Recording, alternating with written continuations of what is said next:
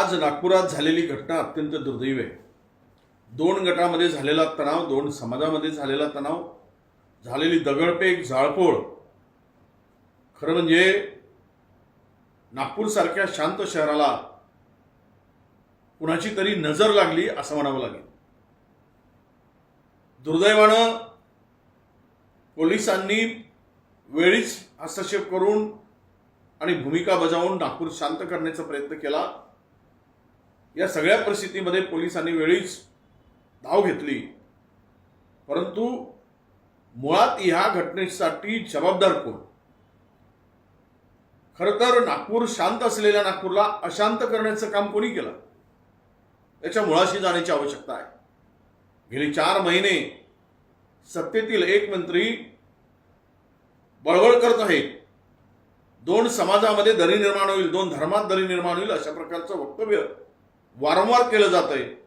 त्यावेळेस त्याला वेळीच बळबळ्या मंत्र्याला आवर घालण्याची आवश्यकता होती आणि कबरीचा वाद जाणून बुजून निर्माण करण्याचं काम झालं।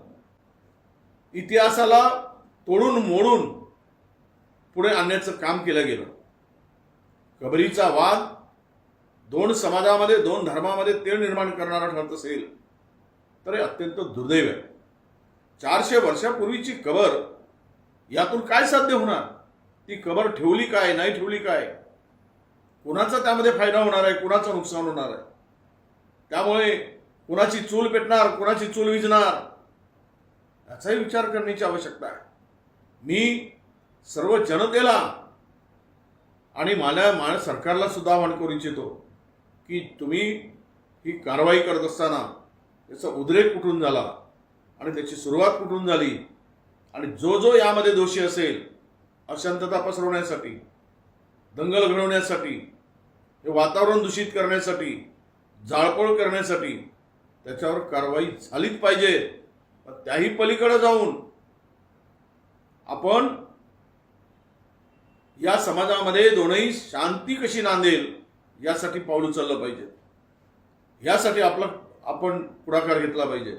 आणि जनतेलाही मी आवाहन करतोय की आपण कुठल्याही अफवेवर, खोट्या गोष्टीवर विश्वास न ठेवता शांतता बाळगा। नागपूर हे दीक्षाभूमी, बाबासाहेब आंबेडकरांच्या पावन झालेल्या पदस्पर्शांनी पावन झालेली भूमी।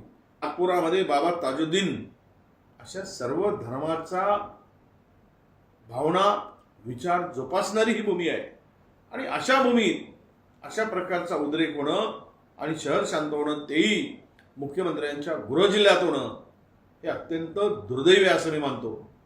आपण सर्वांनी या घटना जी झाली ती झाली, पण यापुढे तरी आपण शांतीच्या मार्गाने सर्वांनी जावं आणि कारवाई कोणीही किती मोठा असो त्याच्या तळाशी जाऊन ही कारवाई व्हावी अशी अपेक्षा सुद्धा मी या निमित्तानं करतोय आणि जनतेलाही आवाहन करतोय, आपण शांतता ठेवावी, यापुढे कुठलाही अनुचित प्रकार होता कामा नये याची काळजी घ्यावी अशी विनंती सुद्धा मी नागपूरकर जनतेला करतोय।